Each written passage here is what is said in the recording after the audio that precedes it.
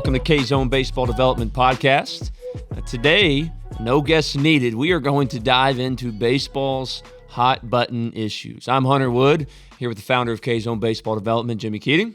Who is dedicated to not being too harsh today. Hunter's reminded me 4 times. But I genuinely hope we can help some families out today. Before we get fired up here, if you enjoy what you hear today, please like and subscribe. Send this to somebody that could use it. We're trying to grow this thing and reach as many people and help as many families as we can. So, Hunter, what we got? First question. I'm posing this one to Jimi here. Jimi, pitch counts are very controversial. Go. Yeah. So I was a high pitch count guy. I threw a lot, and I feel that in my neck and shoulder and knee a lot. So pitch counts, we kind of break this down into different categories. Youth baseball, pitch counts. I'll say this. My son will not throw more than 50 pitches in a baseball game until he is wearing a varsity high school uniform. And I say that to families that maybe their son threw 87 pitches on Saturday. And a big reason for that is because what Game Changer says is just effectively not true. Your body is still developing. Your growth plates are open in youth baseball. You're me. I think I was 102 pounds in the 8th grade. I don't even think that's an exaggeration. I think that's actually what it weighed. And I would go 7-inning CG like almost every time I pitched because I'm not facing great hitters. I got a little bit of juice, and I never felt soreness. I never felt soreness. So I would play for multiple teams as well. And, I wanted to compete. I wanted to be a dog. I grew up idolizing Pedro Martinez, Nolan Ryan, Randy Johnson, Roger Clemens, these guys that just threw and threw and threw for 20 years and racked up to Cy Youngs. I wanted to be like that. So I wanted to be tough more than I wanted to have stuff. And I really carried that on throughout my career. And it started with never caring about that stuff. I can't tell you how many, I never had a pitch count kept on me until college. And I was like, well, that's silly. We're playing 9 frames. Come get me if you need to. You're probably going to need to fight when you get out here. But, come get me if you got to. I'm going to throw this game today. And in youth baseball right now, we don't understand all the time how much stress is actually going on their bodies. We'll get to it later. I'm outspoken against the tournament format of baseball. What I always say is you let me know when Shohei Ohtani plays 3 baseball games in a day, and then I'll be down with it for your son that's 79 pounds and drinking some Red 40 and it's 96 degrees outside. It's ineffective and it's dangerous, and we'll cover that here in a minute. But when Game Changer says 50 pitches happened, here's what you need to understand. You had full catch play before that if that was the only thing he did that day, you would have considered it a productive day throwing the baseball. Then he went to the bullpen, and let's just say he threw 15 in the bullpen. Before the first inning, you get 8 warm-up pitches. The 8th one goes down. It's our 2 ball. Then you go back out for consecutive innings after that. You get 5 for those innings. 5th one goes down, throw it around, start the inning.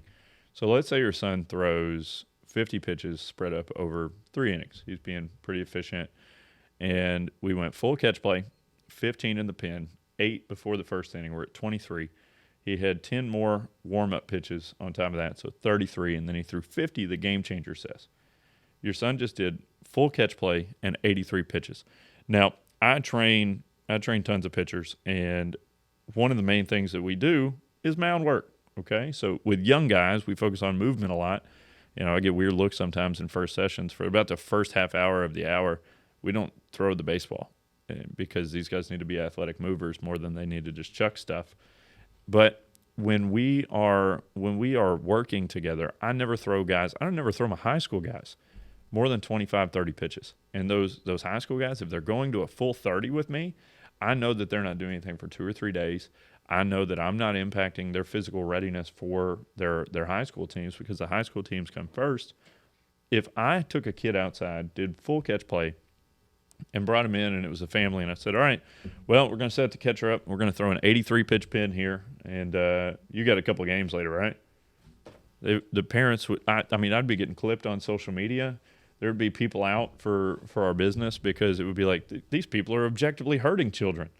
Well, that's what 50 pitches in game 1 of 3 games that day sounds like. And if a kid's actually good enough to go 50 real competitive pitches at 12 years old, there's a really good chance, just like I did coming up, that kid's coming off the mound and he's going to shortstop game too. Right. So he's playing catch before that. And then, that backhand ball in the hole, he's going to make that play. He's going to let that arm eat. So we just threw an 83 pitch pin. If we just eliminate the baseball game and we just think about what the body is doing, what the arm is doing, it's 83 pitches and then a couple more games later that day. You would be out for blood if I did that to your son in the facility. That's what 50 pitches in Game Changer actually is. I think it just boils down to, and correct me if I'm wrong, kids are just not strong enough and they're not mature enough to handle that workload. And then we even look at the game at its highest level where guys are getting paid lots of money and at the peak physical strength, and they don't do these things.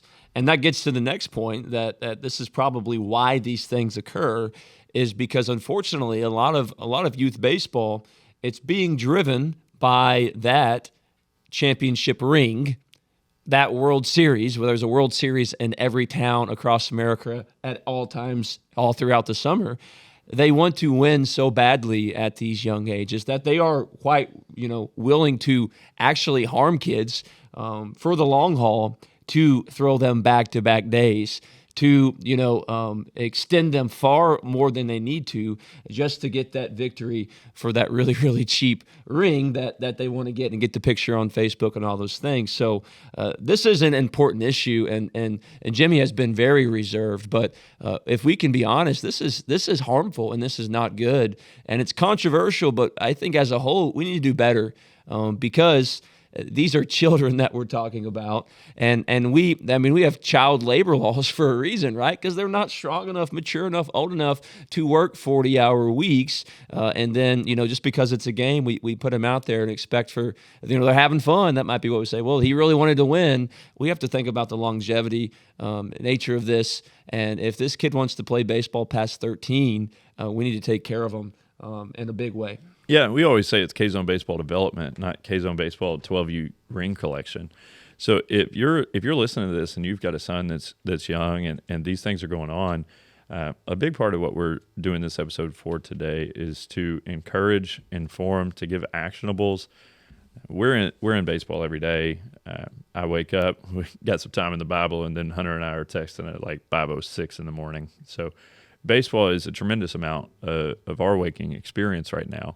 And we talk to college coaches constantly. We're working with high school baseball players 6 days a week. So I think it's easy sometimes for us to just think these things are common sense. But if you're an accountant with a cross-country background and your son loves pitching, it's really easy to want to go see him be successful and win for his buddies. And then they're back at the hotel pool and he's having a blast and everybody wants to give him high fives because he struck out 16. Well, I want to be super clear. I was that kid that threw a ton. And I probably did a few things training wrong in college. I was an undersized, skinny kid, and I got pretty strong, and that got me to 90 miles an hour. So I thought if I keep getting stronger, it'll get me to 95, 96.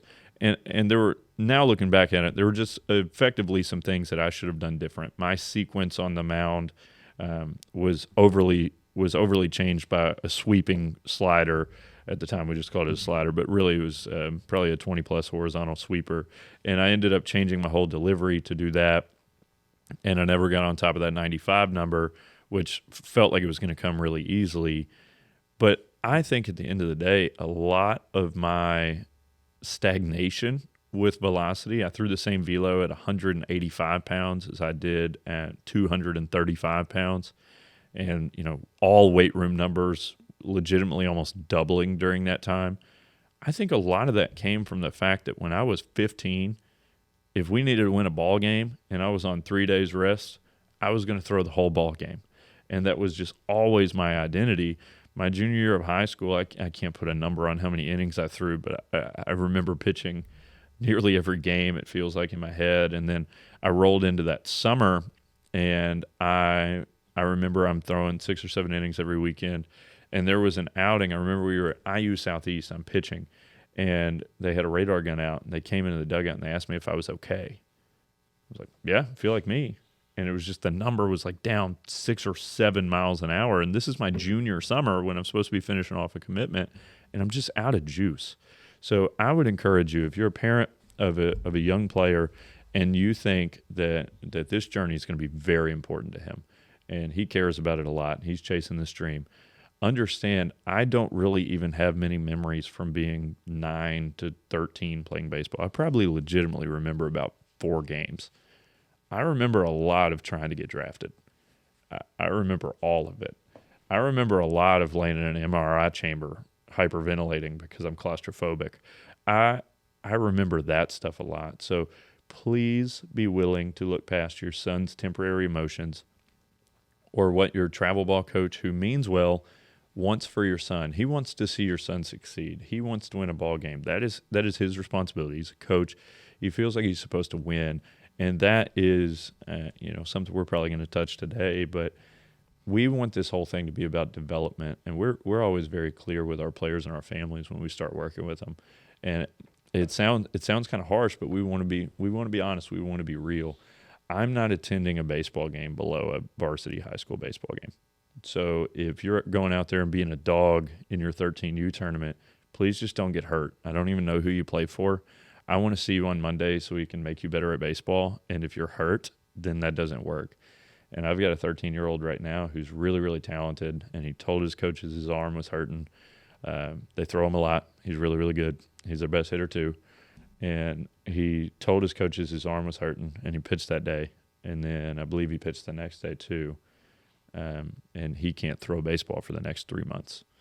And it's really hard to deal with that as somebody who's in it for the long term of this kid. This is a kid that I think at 18 years old, baseball may have helped him become a man, and he may have learned how to work hard and overcome some life challenges. But right now he's about to go through his summer before his 8th grade year, and he can't throw the ball. So he could totally lose interest in the sport due to that. So next one I want to get into here, a big concern for families, shifting maybe a little bit older here, more towards high school. Another big concern for families is what events they need to take their sons to. Showcases, camps at a specific school. I got this email. Should my son go to this, Hunter? Yeah, and that's a good question. And that's something that you don't know it until you know it. So I, too, was the guy when I was a sophomore in high school. Somebody got mom or dad's email, mom or dad's address, and these camp invites started coming. So I remember you probably got these too from the University of Kentucky. Once again, I hit 391 with 1 homer as a sophomore, and I was undersized, about 170 pounds. They had the nice white letter with the kind of like the metallic blue on them. And I remember thinking UK is recruiting me. We get I might have got one from Oregon State even. I've got them somewhere. But I thought these were legitimate inquiries, and we want to help you guys and understand that these are baseball camps. And these are baseball camps that are needed for this baseball program likely. There is something called a volunteer assistant baseball coach, and they might make, let's just say, $7,000 a year, $14,000 a year, and then their salary is either paid through these camps or, in addition, they get money for these camps. All right, so we're not at all discrediting. Some of these camps have value, and you should go to some of them. We'll get to that in just a moment, but we want to be very, very clear. Probably a good rule of thumb is if you have not made a varsity contribution yet, we probably should not be going to these camps. And why do we say that?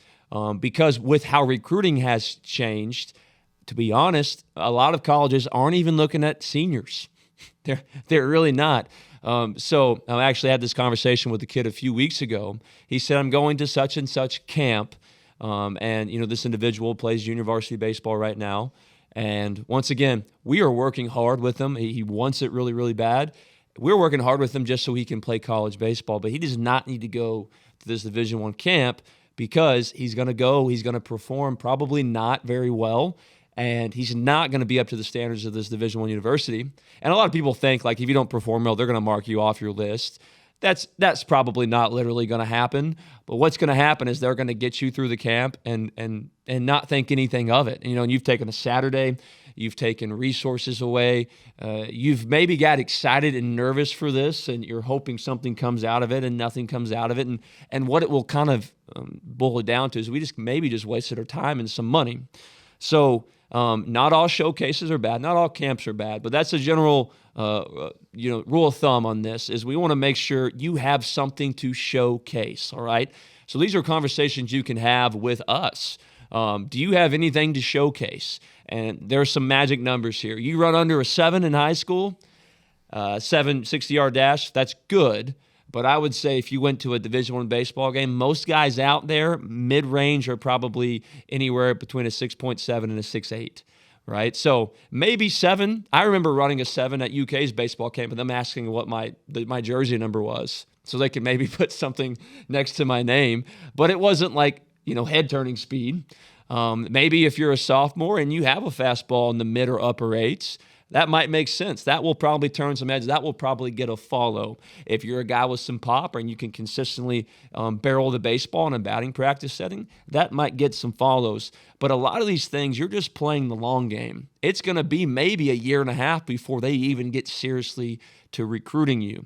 So I want to get more specific. I actually had this question come up yesterday. We've got a pretty talented kid we're going to start working with, and he asked this question, how valuable is it that this kid goes to the university's campus and they take part in their camps, and this was the advice I gave, and maybe some would disagree, and that's okay.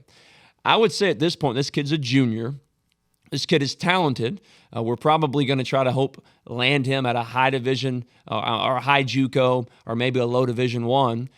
But I would say it would not be a good idea just to set out a 200-mile radius around your hometown and start going to all of those Division I camps.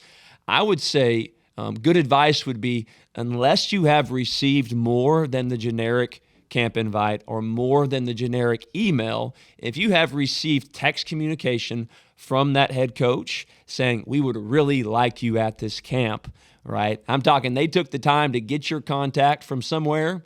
They took the time to chase that thing down. They took the time to send out a text message and say, Johnny Smith or so-and-so, so-and-so, we would really like you here. That's when I would go. And I would go because it could be a situation. We know a school here in Kentucky that we're super friendly with. It's just hard for them to recruit because they are 4 hours away from all relevant talent, seemingly, in the state of Kentucky, about as far south and west as you can go. So we had a situation last summer where he got that personal text. We want to see him here. We want our entire staff to see him. And that was one we felt good about. I think I've hopefully answered this question well, but they're not all bad, but they're not all good either. So we want to make sure. Maybe let's do this one real quick, Jimmy, before we turn the question here, or I'll pass it over to you. If you're a high school senior and you have no offers or no contacts, it would really be good for you to start finding some smaller schools near you. If the finances are right, maybe look at the D2, D3, NAIA. Normally they're private institutions, and normally they cost more. Or I would start maybe trying to go to a JUCO showcase where there'll be 5 JUCOs within 4 hours there. That might be a good idea as a high school senior because that's probably the route you're looking at. If you're a high school senior and you have received no Division I contact, not saying it's impossible, I'm just saying it's maybe not coming. So at that point, it's start looking at some of these smaller schools around here. If you want to keep playing baseball, finances make sense. That would be a good idea. We would advise you to do that at that point. One of the main things that people get caught up in here that is just legitimately a mistake at this point is my son needs to be Division I. Or the player, I used to have like a poster I made in my room about being a D1 guy, and it's so far from what is actually going on in college baseball today.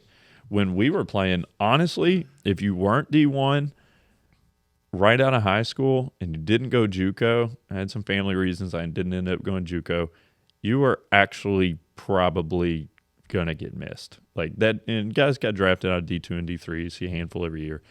But it was a lot more important to be D1 right out of high school or go to a junior college that could put you right in that Division I.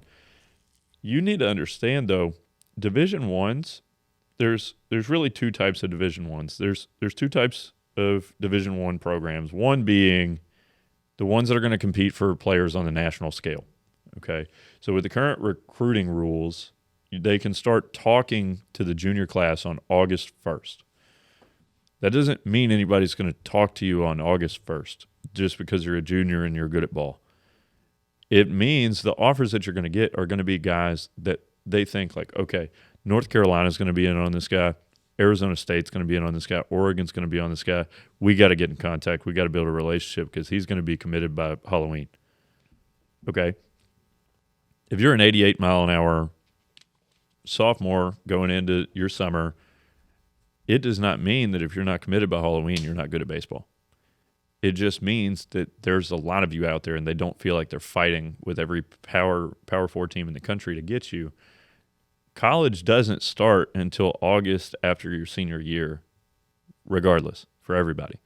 This rush to get committed is usually a rush to make a mistake. And a lot of colleges are starting to realize they are making mistakes when they're committing guys this early. We've had so many guys tell us, like, hey, we're probably going to move a little slower here than what we used to. And a big part of that is that they can bring in the older player. We talk about that ad nauseum, but we have to. And our juniors feel like if they're not committed by the end of their junior year, that they're not good at baseball. And we have to reevaluate what we're actually trying to do because the recruiting structure is very different than when all of these big tournament industries took place.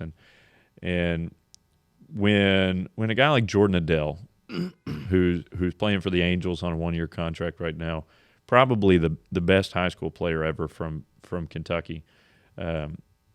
Overall, what he did in high school, I think he went in the top 10. When he was playing, you needed to be seen as an eighth grader or a freshman if you were going to commit on that national level because they had to look at all those guys. So those 12 and 13-year-old national tournaments were actually real exposure. If you're a freshman, no one cares about you.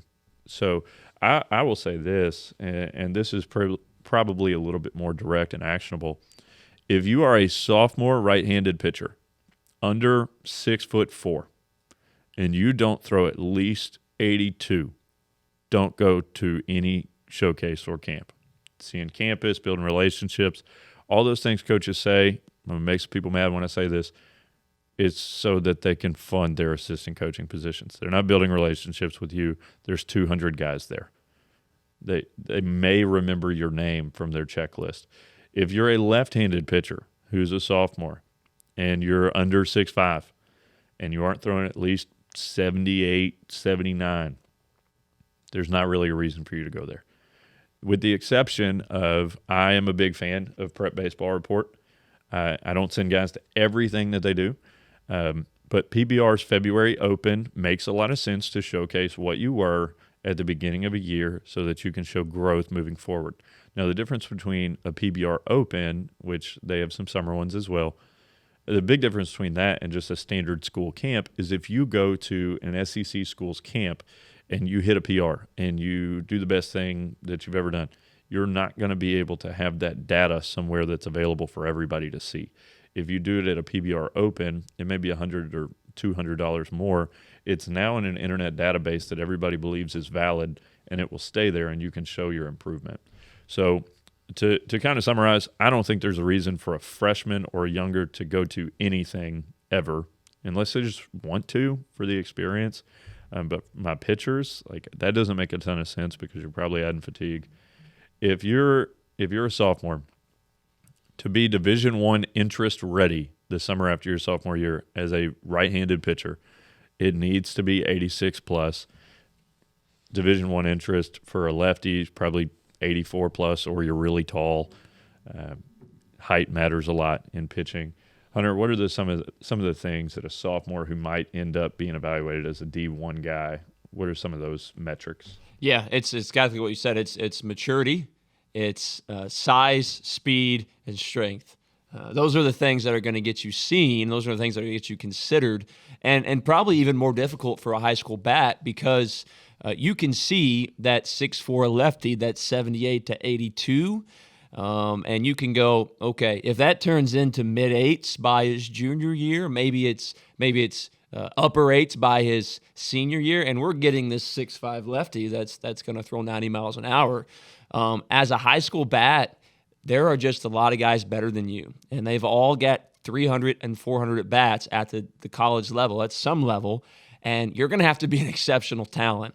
And you're going to have to be an exceptional talent, a very exceptional talent, to play at some of these schools that are going to hold camps that you would want to go to.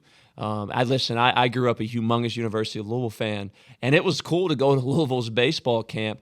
But now, in this day and age, with the portal and with old baseball players, more mature baseball players, more talented baseball players, you're going to have to be an exceptional talent. I'm talking a top 1%.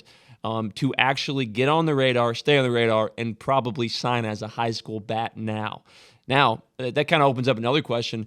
Now, that might make sense for you to go to a school maybe you've never heard of before. We've got really good connections at a lot of schools at Division I level that, once again, you may not know what colors they are, but they might need a guy like you. Maybe you're not getting the sniffs from the SEC schools, but listen, there's places like Jacksonville State. There's places like Toledo. There's places like Ball State. They are wonderful programs. They might need you as that high school guy that's going to get looked over by, the University of Texas, but you might be able to play for them. So it's speed, it's size, it's exit velocity talks. What that tells the college coach is that this guy can step into my lineup and hit the ball hard enough to get base hits here. And that's really what exit velocity tells us. Yes, is it everything? No, you still got to be able to hit. It's maddening to see someone with a really high exit velocity that can't hit. That happens sometimes. But what it tells the college coach is if I put him in the lineup every day, if he rolls over on a ground ball at 104, there's a chance it's a base hit. Instead of it's 74, and that's an out every day and twice on Sunday in college baseball. So we're hitting that time again, Jimmy. I want to pose the next question to you. How do you feel about today's version of travel ball? Be nice. I do not like it. So we run a big summer training block called our Prospect Prep Series. And for our high school guys, we ran this for the first time in the summer of 25. And we had some studs in there. We had guys playing on the national level all the time, Grand Park, Lake Point. We had one go down future games and do that whole thing.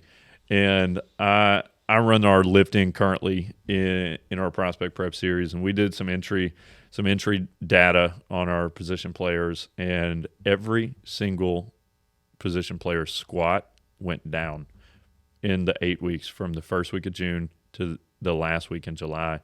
And we were training them. Like, we're going pretty hard. The big thing is they're losing weight. They're tired because, some of these guys who are playing for good teams, that's almost a curse in the summer because they might play 6 games in 4 days. And then we're trying to make them better at baseball. And it's really, really hard when you've stood in the outfield for 21 hours on the weekend to get a lift in. And the biggest gap, and every coach we talk to, the biggest gap between the high school position player and then the college position player is the physicality. Now, do they need to be able to hit velo? Certainly. But when they hit it, it can't be crushed all the way to where the center fielder stands. You gotta be strong enough to hit the ball over the outfielders. And we're seeing right now that a lot of guys just aren't lifting or eating the way that is necessary to succeed in college baseball because they're so focused on playing teenage baseball. And teenage baseball is played in the low 80s for the most part. It's played inside the ballpark. The ball doesn't leave the ballpark nearly as much as it does in the adult game. In the adult game, you give up a home run as a pitcher, and you're like, yeah, well, he got me. You give up a home run when you're 15, and you're like, my girlfriend's here. Like, I'm embarrassed. Like, my mom saw that. It feels like a big mistake because, you failed. But the big boy game requires you to spend time turning into the big boy. You have to get in the weight room. And for so many guys out there, they're 14. They were a backup left fielder on their freshman team this year, and they're about to go travel the country in and out of hotels, family missing church every weekend, living out of a Holiday Inn, eating the waffle. Everybody likes the waffle maker. And sure, it's a good experience to travel and pretend you're a college baseball player for many of these guys. But the reality of it is most of these kids just do not weigh enough. They're not strong enough. They crush the ball, and it goes 320 feet. 320 feet to center field in college. It's like the pitchers walk into the dugout. And it's, we say it a lot. And I think sometimes the love of the game can get in the way of actually loving the process of getting good at the game and training in the facility, lifting the weights, hitting more. Just hit more. Don't go stand and play 20 more games. And if you got a weekend off of travel ball this summer, unless you're trying to finish off a commitment and a school said, hey, we would really like to see you this weekend, can you find a team at Grand Park to throw 2 innings for? Unless that's happening, quit filling in, please. Please. The blind finding in travel ball is pretty much over. These guys are driving to see players that they've seen. There's so many databases. There's so many guys like us that are communicating on players. It is very, very rare for a coach to go, was that 89? I've never heard of this kid. Let me stand here and watch this game for 5 innings. That's over. It's not happening anymore. Coaches are telling us that. Players are going through, their families are spending $15,000 on a summer, and then they're getting committed because we filmed them for 11 minutes in the facility, and we sent the video to a coach, and the coach goes, yeah, man, that was awesome. Can you get to our camp next Tuesday? And then they get a good experience. And for our position players, I don't want to say that reps against live arms aren't important. Being able to actually hit is really important, really, really important. And it's hard to replicate some of those things in soft toss with your buddies at 11:30 at night with whatever you're playing over the speaker going on. But the current version of travel ball, especially the multiple games in a day thing, it is just not fueling development well. There's not enough players on the team. Speaking more to like the middle school age group, there's not enough players on the team to throw all the innings. So then we tie back into pitch counts and what's the actual toll on the arms. It's just too much baseball, too condensed to actually physically develop your body. Yeah, and he's saying so many true things, and I want to reiterate one of the things that he said. And we can separate this between 2 groups. We have the pre-high school group and the post-high school group. I want to say this because I do care about everyone listening, and I care about their financial situation. I care about their time. I care about their soul. I'm a pastor. You don't have to travel 8 hours to play an 11U baseball game. You don't have to do that. You should likely save that money, invest it maybe more wisely, and go to church on Sunday and praise God for His goodness to you. You don't have to do those things. So a lot of the stuff pre-high school, guys, it's not going to amount to anything. And Jimmy said this. I don't know if it was this episode or one of our previous episodes, but I remember very little about pre-high school baseball. And that's what a lot of people will justify it in their mind and their conscience is, well, they're having a great time. And I did remember an 0 for 4. It wasn't fun when I was 12, and it wasn't fun when I was 24, So you don't have to do those things, and we want to say it's probably not helping, and save your money. And then the guy that is in high school, as Jimmy said, the biggest thing that's going to separate your son, your daughter from a high schooler and get them to the next level, which is what a lot of them still playing baseball in high school want to do, is their physicality. They need to be stronger, and they do not need to be losing weight. And we have this conversation with all kinds of guys, but I'm going to be filming a video sometime soon and getting out to our dugout membership. It's going to be titled, "You're Not Strong Enough to Be Good at Hitting." And Jimmy could probably make a pitching one. You're not strong enough to be good at pitching. We need to, Jimmy said something really good. And I think we agree on this, Jimmy. There was often times when I was playing baseball, I liked the process more than the baseball, which meant I loved working out. I loved lifting weights. I loved chasing that thing I had not obtained before. And that is where we're trying to get a lot of our guys that, some guys need to put on 40 pounds, legitimately 40 pounds for you to matter to a college coach right now.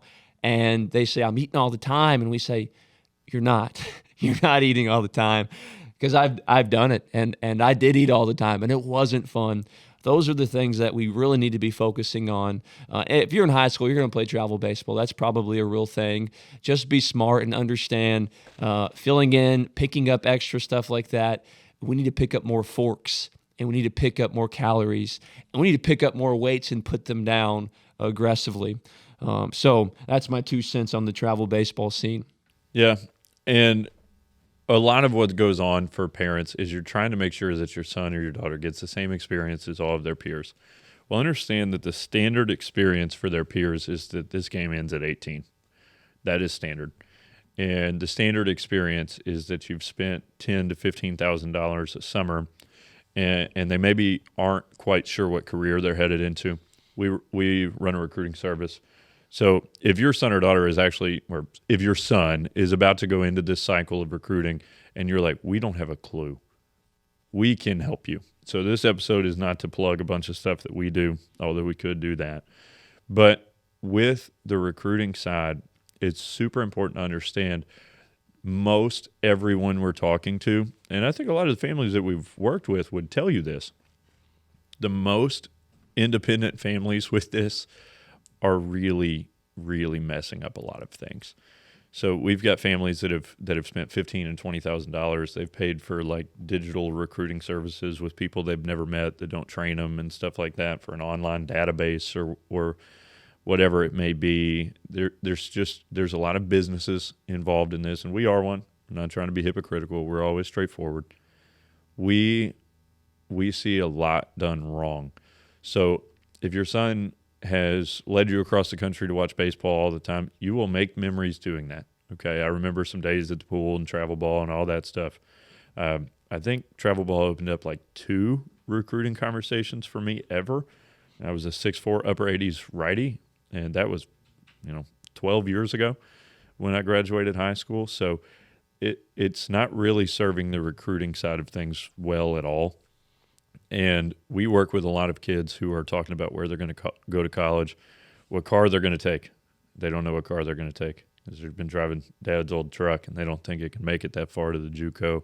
Or, hey, who's paying for college? And they're beginning the fall of their senior year. We directly ask those questions because we're opening connections with college coaches that are going to potentially bring them on campus and type up a PDF and maybe have them come play ball. And, if there's a 529 account or an inheritance left from a grandparent, and it's like, oh, I was in the military, he can go anywhere for free. Like, we've got this set up. That changes what we're able to create opportunity-wise.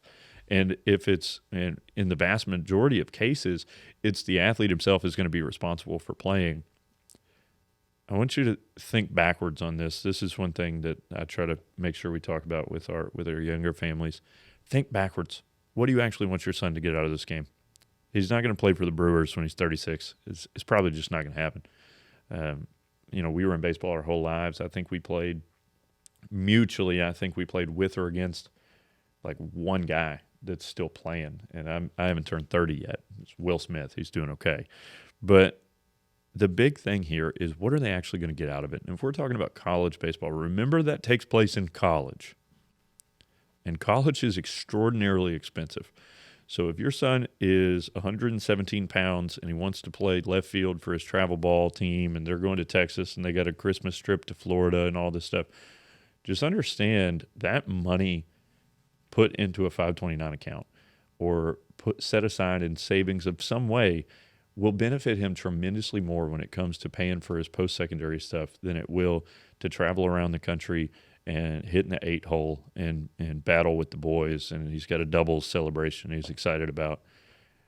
That is what everybody else is doing. And I can tell you from conversations we're having with families, what most everybody else is doing is wandering towards life after high school without a specific plan of action for their son.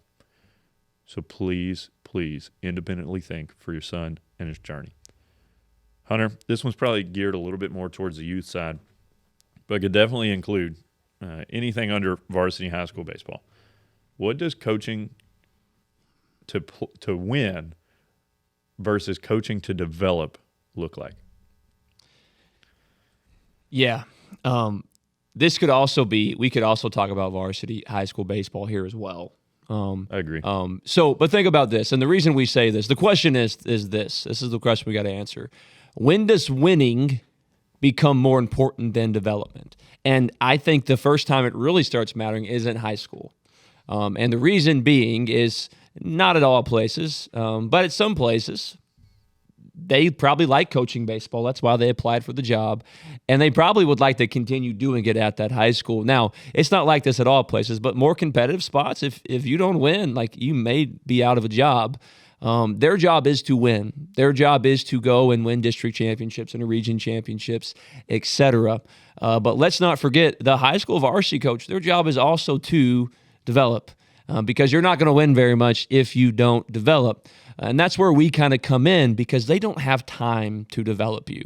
By the time you reach that varsity roster, you're a sophomore or a junior. And now there's more people playing baseball than ever. So there's more baseball players. And what we have found is there's a lot of more average or slightly above average baseball players. So let's say you're not cracking the varsity lineup until your junior year. They need you developed. They need you ready to go. It's kind of like a college. Like they need you ready to go right now, and they don't have the hours, and nor do they have the facilities or the materials to train you the way that they need to. And more than likely, being as nice as possible, they likely wouldn't know how if they did. So development must happen pre-varsity high school baseball. And to answer the question, very rare exceptions would winning ever become more important than development. And we're saying this for the JV coach. We're saying this for the travel coaches because this is going to sound bad, but it doesn't matter that much. It doesn't. And once again, I get trophies too when I was young. I don't know where they're at. I have no idea where they're at. Nor do I remember really that we won a tournament in E-Town when I was 11. And so I want us to start thinking about this. We have to change this culture in baseball for not only coaches, but for parents. Because when it becomes about development, everything changes. If it comes about the player actually getting better, you'll probably start practicing more seriously and playing less games. When you start talking about development preceding winning, then you go, do I really need to drive 4 hours for the fourth straight weekend and do this thing? We can do this in our backyard or at the ballpark right up the street. Everything begins to change.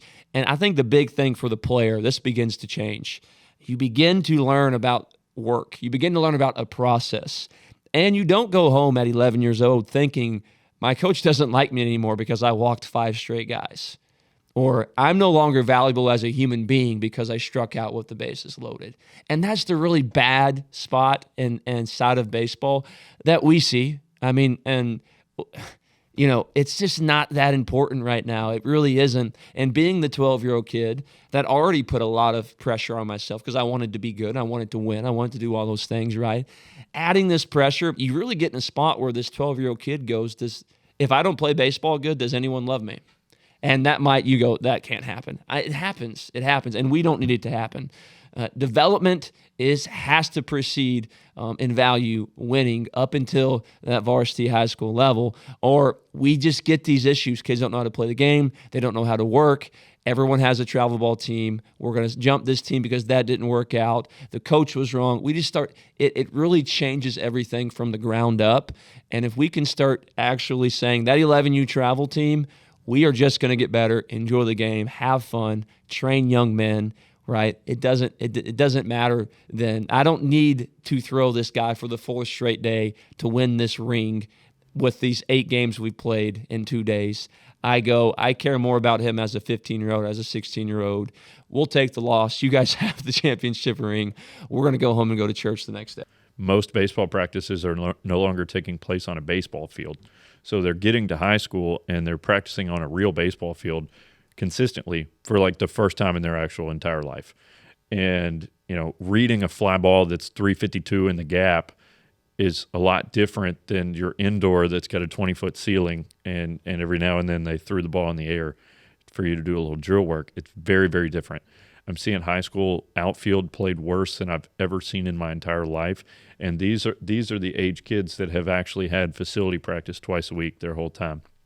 I'm going to sound like an old head here, but I remember shout out Tommy Parker. I remember 2-a-days at 12 years old. And I don't know if that's the best thing to do, but I do know that I was quite comfortable standing at shortstop when a baseball game was going on. Like, honestly, probably the most confident I've ever felt anywhere in the game of baseball, because I knew a ground ball was just going to get eaten up and I was going to make the play because I was out there all the time. This is what I do. And I think we've got guys taking shortstop in front of colleges evaluating them who, like, I don't know when the last time that guy saw a ground ball on real grass and dirt took place. So, I mean, there's so many different ways we can go with that, but the move away from league play and the move towards the tournament format every weekend, there's now a championship you can win every weekend.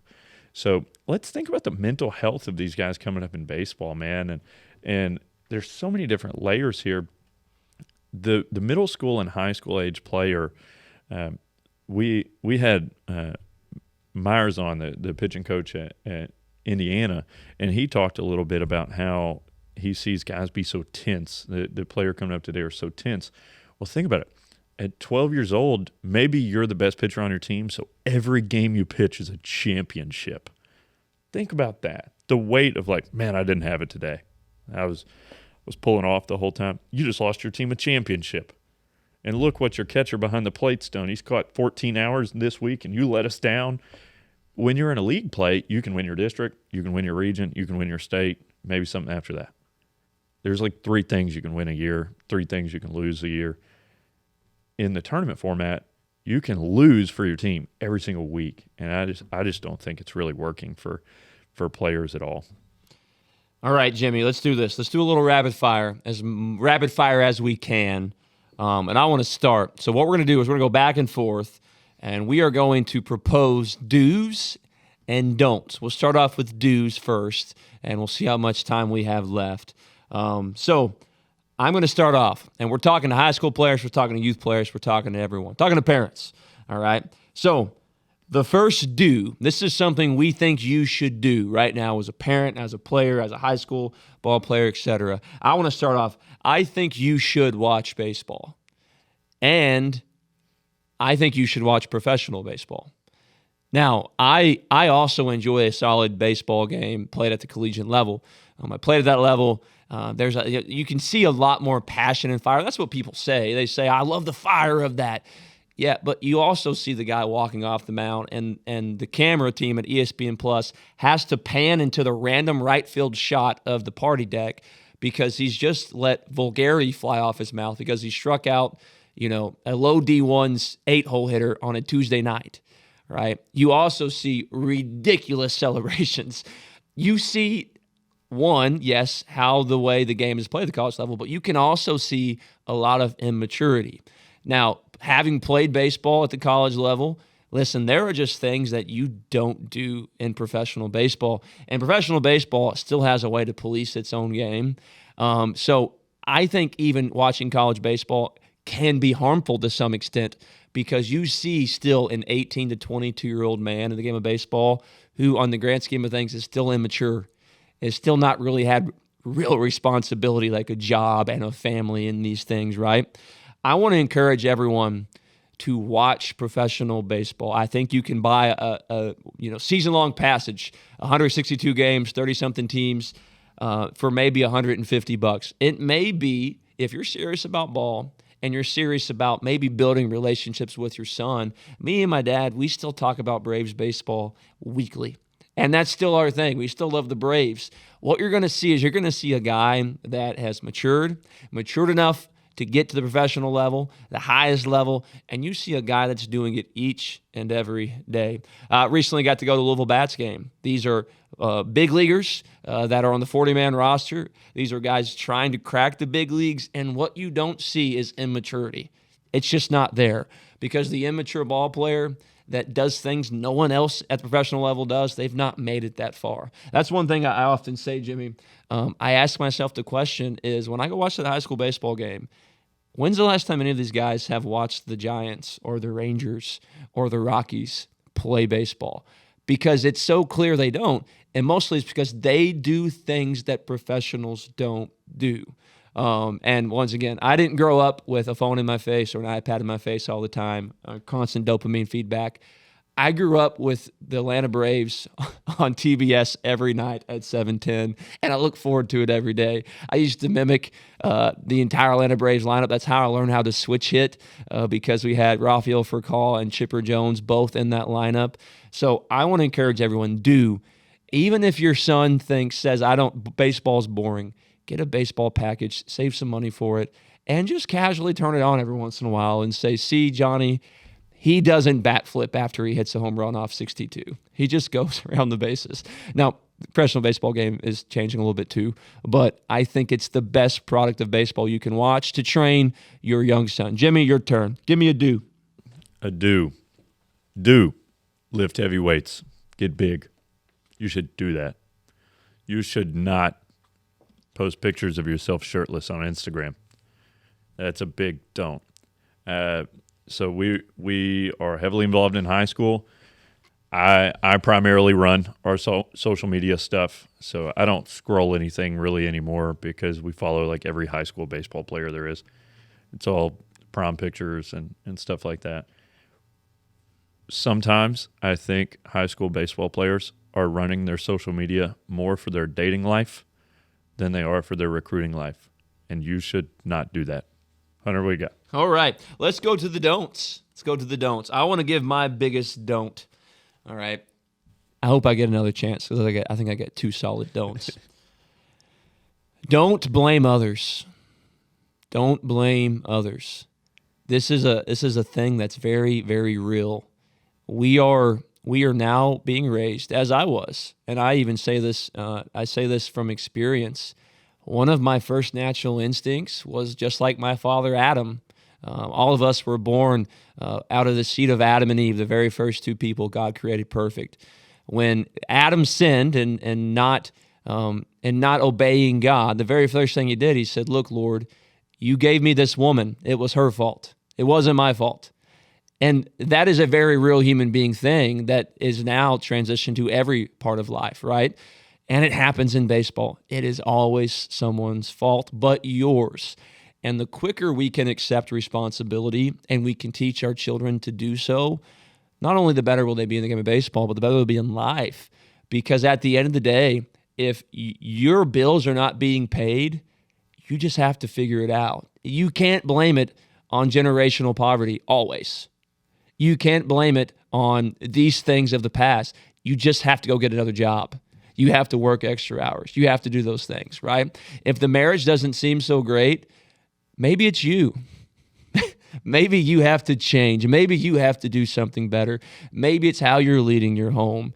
And for the high school baseball player, it's a sign of immaturity. And those things will fade out at the college level. A lot of guys I see right now that we train and love that are going to the college level, I'm fearful for them. We tell them truthful information. College coaches say, hey, how do they run? How do they hit? How do they catch? How do they do these things? We tell them truthful information. They don't ask the questions, so we don't always answer. But a lot of times I want to say immature blames others. Now, they may figure that out really quickly when they get on campus, but that's a good way to weed yourself out of a college lineup because it just won't fly there. Jimmy, don't. Can I go a do and a don't? Sure, do it. Okay. A do. Before you actually announce your commitment on social media, do contact and thank every coach that has made a meaningful connection with you and considered you to be part of part of their program, whether they offered you or not. Do contact every coach that recruited you. Don't post on social media with a caption that says, first and foremost, I want to thank my Lord and Savior Jesus Christ, for all glory to God, with music on top of it, talking about murdering people. It's just weird, and it is a sign of immaturity. When we talk to college coaches, they really want 2 things. If I had to summarize what they want physically mature bodies and mentally mature minds. And when you are saying, I am a Christian, I am committing to this school, and the song is talking about women in a negative way or collecting money or violence, you are revealing that you are immature. So don't post anything with explicit music on it on social media. Lastly, I got one more don't, and we'll take this thing to the house. I'm going to piggyback off Jimmy's don't. don't get on social media for the exception of about two things. Very few cultures throughout the human history have been designed where you are around people your own age all hours of the day. Think about this, parents. Think about this.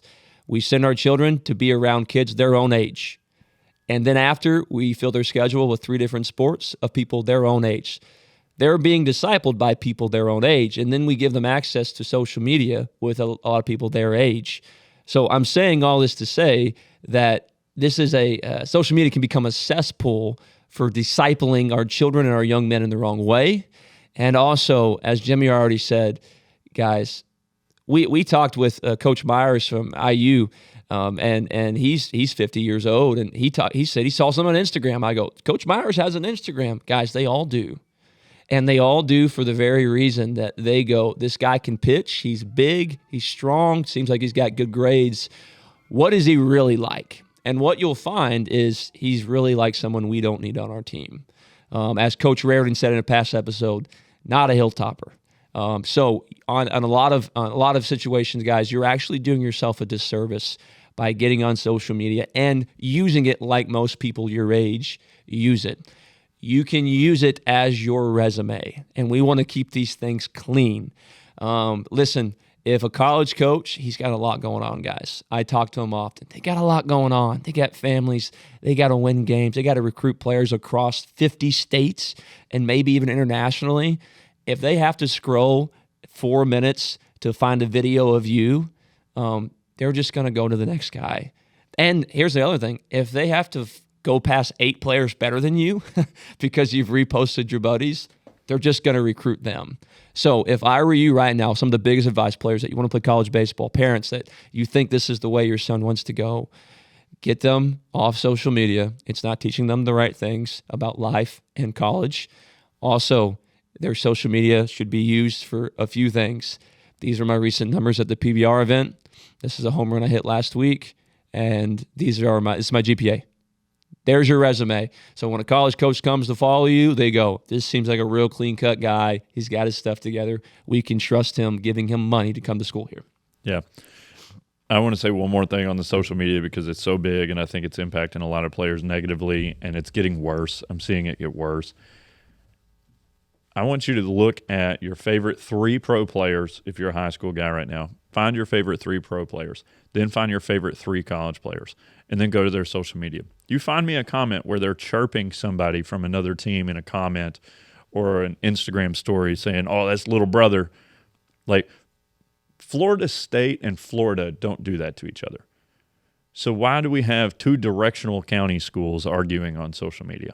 And this is happening all over the place. We had a little sophomore comment on a post of one of our guys the other day.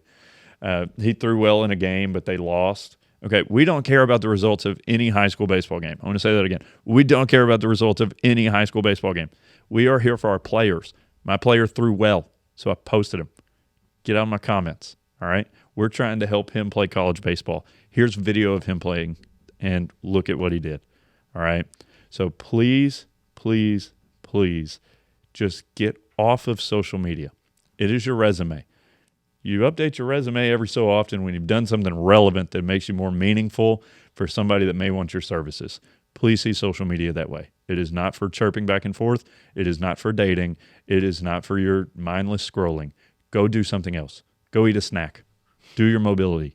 Turn on a baseball game. There's plenty more you can do to actually help yourself on this journey. All right, so this is K-Zone Baseball Development. We've hit these hot button issues. Maybe we've made a few enemies. Hopefully lots of friends. Once again, we've been here, we've done these things, and we're trying to be as gracious as possible. We're really trying to help this generation make a change and a shift in baseball. So before we get out of here, I want us to take a look at our dugout, if you would. We are developing something, an online community, and what we're offering is real guidance through baseball development. So if you were to join our dugout, it's an online format. You'll get direct access to Jimmy and I, where you can ask questions, you can lock in rates, get exclusive videos, and we can try to help you save time and money on this baseball journey. So this is a place where you can stop guessing and start having a clear plan of attack. If that's something you feel like you might need or be interested in, head over to kzonebaseballdevelopment.com/dugout and join the community. For just $11.99 a month, it might be the best investment you make chasing this dream. Use code WORK to get the first month free. Once again, this is K-Zone Baseball Development. Remember that Christ is King, baseball is just a game, and work works.